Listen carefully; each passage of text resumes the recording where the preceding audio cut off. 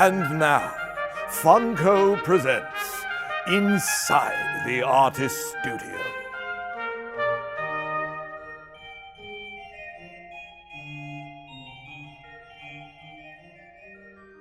Hey everybody, welcome back to Inside the Artist Studio. I'm Sean. And I'm Ben. And we're here for another episode to talk behind the scenes at Funko and some of the cool things we do. So we always started off with the word of the day. And so what is that word? It is tactile.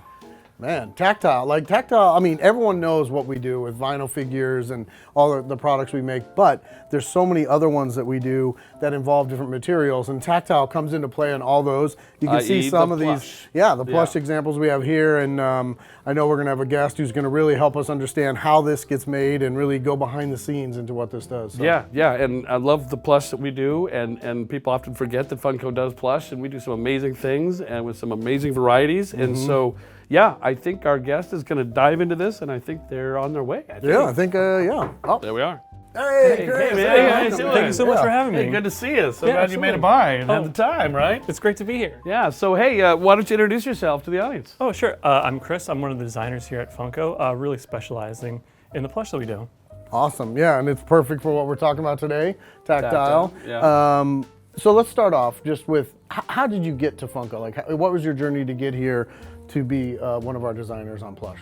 For sure. When I was younger, I really grew up watching old Sesame Street, Jim Henson, a lot of Muppets, a lot of Storyteller. Really got me interested into doing the arts. I just really wanted to kind of explore art and got into animation from there. Studied that all through my schooling before working in animation for a while before coming over here to Funko. Nice. Cool. Yeah, and you also do vinyl for us, like you go back and forth. What are the unique challenges to plush that you found? I mean, I know you started with plush and you got to vinyl, but like, what are the unique challenges to this that is different from when you're working on a pop or something else that's not plush? Sure. When we're doing vinyl, it's so nice because it's so easy to go over to the sculptor and really work with them to really push a pose and get into a character. You can do iterations so quickly. Yeah.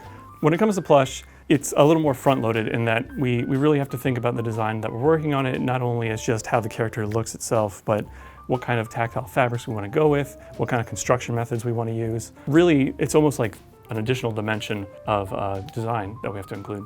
Absolutely. I mean, so many different kinds and options and fabrics, etc., right? So it must have been kind of having to educate yourself on what those are and what they do when you sort of sew them together and how they treat and how you get a stiffer shape and how you get, the various things. What was that like? Oh, for sure. Well, I've always found that I'm the kind of person where I really like to explore and try new things. I get kind of bored after a while if I'm just doing the same thing over and over again. And when it came to learning plush, it was really interesting getting to dive into the books and see how the different fabrics work. And one fabric might bend one way and another one is just not good for that. Mm-hmm. So it's really an incredible experience.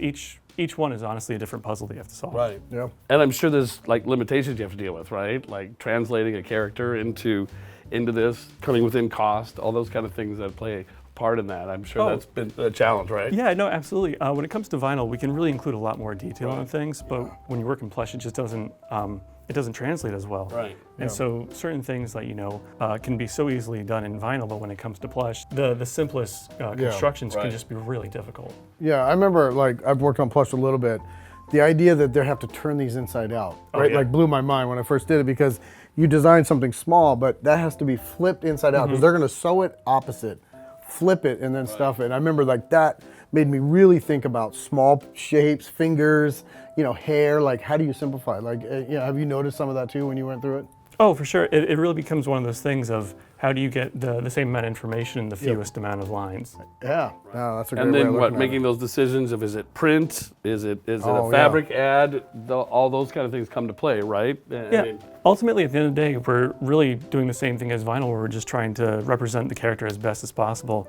And all those have to be included when we're making our decision of what really gets that character across. Right. Well, obviously, some amazing stuff here. Yeah, So absolutely. tell me, what was your favorite plush and why? What did you like most about it? What was that? Oh man. Well, honestly, I gotta say, I really enjoyed working on the Wetmore line. Just because when we were doing these characters, we really got to play with, do they have horns? Do they have big teeth? Do they have waffle patterned tails? Right. And so really getting to really work on those and work with the factory to kind of see what fabrics we could use in best representing these characters. And I love the fabrics. Boy, I have friends I give those to, and they just can't leave them alone. It's like the most huggable things in the world. I've got a few hidden at my house. Sure. One sits on my couch. Absolutely.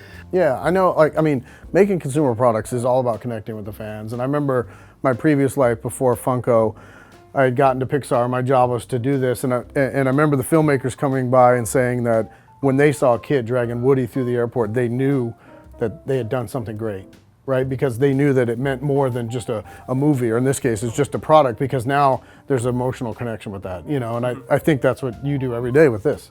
Yeah, God, I hope we do.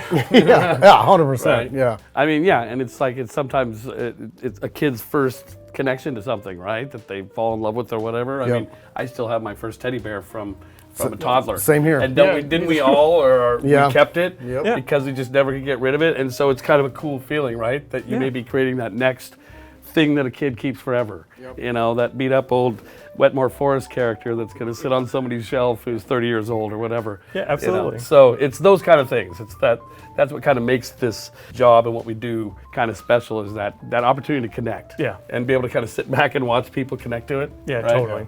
Wow, this has been amazing. Thank you, Chris, for coming down and talking to us about plush and diving into tactile and how important this part of our development is at Funko. We talk about vinyl all the time, but plush is just such a magical thing and connects with people in such a beautiful way. So thank you. Yeah, absolutely. Thank you guys so much for having me. This has been an absolute blast. Appreciate it, Chris. Yeah, absolutely. All right, man. I've got a few samples I have to go review, so I'll see you guys later. All right, cool. Hey, Thanks, Chris. And, See you, man. we're probably going to keep these. Yeah, these are ours now. They're free. Okay, thanks, All right, man. See you, man. Yeah, it was fantastic. Yeah, so great. Love talking about this line, and again, we don't maybe talk enough about it. It's always pop, but love the stuff. Absolutely. So, and Chris has really rocked it. He really did. Yeah. All right, so it's time for viewer questions. So let's take a look and see what our first question is today. All right, first question is it true that the pop vinyl style started as a plush? That's a good question. This is in fact true. Ooh. It started actually as Batman was our first one. In fact, we did a whole series of DC. I think it was Joker and Catwoman, and it was the two dot eyes and the big oversized head and the little body, and it just kind of was the beginning of that, and we did really well with it. In fact, we did some Universal Monsters, we did Kiss and Run DMC, and a kind of a weird mix of ones, and they did really well. So it seemed like a natural progression to try turning this into vinyl. And so it was kind of a suggestion through our DC people that like loved what we did so much with Batman and that series, that they're like, let's see what you do with that if you turn it into vinyl. So I kind of sat down myself and Rob and kind of developed this take on it, and that became pop. Wow, that's really cool. And I think we have a second question. I think we do. All right, let's take a look. How does a new idea start at Funko? That's a good question, actually. 'Cause, Yeah. I mean, we have all these different guests on. We obviously have a really big team. So it's actually the most fun part of what we do, right? When we are, thrown the challenge of coming up with something new, or if we just want, are just excited to come up with something new, we gather everyone, we get in a room, and we just start brainstorming, whether it's a subject matter, whether it's a form factor, whatever it is, and that's the fun part, man. Everyone's throwing ideas, we're drawing, we're having a good time, and sometimes we'll things sit up on the boards. Word listing, It can be combinations. Somebody Yeah. might have this idea and kind of mash them together, or somebody might just have the beginning of an idea, and we go, but boy, wouldn't that artist be perfect for that style or that look? And I know, once we do that, then we take those ideas, we refine them, and then we get them in front of sales and planning and all this. And there's so much good feedback from everywhere on how we refine this down to where we get to something. And it's a great process, and we have an amazing team that really comes together to help these ideas. We have those big envelopes I have in my office. Oh, yeah. Of just every chicken scratch, every little rough, every little weird idea, and boy, there's some weird ones. That we have, and we just kind of throw them in here, and sometimes we'll just pull them all out and spread them all around and just kind of see if there's some piece of an idea that from something we kind of did 3 years ago, 4 years ago. I love doing that, where no idea is dead, no idea is a bad idea. you never know how we might put it together. And I mean, our whole Paka Paka line kind of came out of that. And I know we do a lot of Paka Paka plush based on what came from that. So it all sort of ties together, right? Yep, absolutely. Okay, now it's that segment where we look at Funko fan art. Yeah. Love this part. Love Yeah. when people send in their stuff. And I think right now we've got art from Cohen. Oh, yeah. And it looks like some basketball players. Yeah. Kid's obviously a fan, right? Oh, absolutely. And we have so many basketball players that we've done, and I love the way he captured Curry here with chewing on that mouth guard. Like it's those details. Those details really make this stuff. So that is awesome. Thanks, Cohen. That was awesome. And any of you guys who want to send in your art and have it featured on the show and talk about it, we'd love to see it. Send it to theartiststudio@funko.com. And please do. We look forward to it. Yeah. Meanwhile, I think we're done. I think this is the end, right? Yeah, it was an awesome show, man. Chris was great. Yeah, talking plush, tactile, it was amazing. Awesome. Awesome. Well, until next time, you guys. Yep. We'll See you later.